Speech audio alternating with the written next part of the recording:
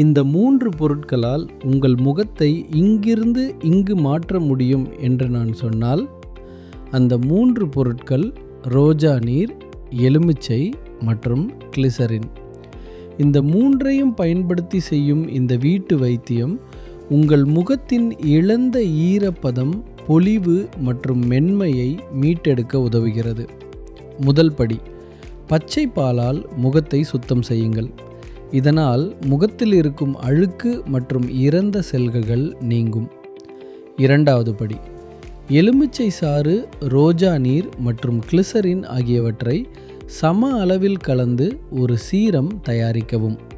மூன்றாவது படி, இந்த கலவையை பஞ்சின் உதவியுடன் முகத்தில் தடவி 15 முதல் 20 நிமிடங்கள் கழித்து சாதாரண தண்ணீரால் கழுவுங்கள்.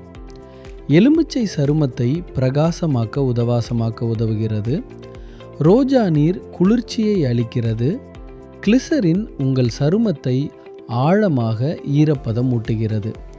இதை தினமும் இரவு பயன்படுத்துங்கள்.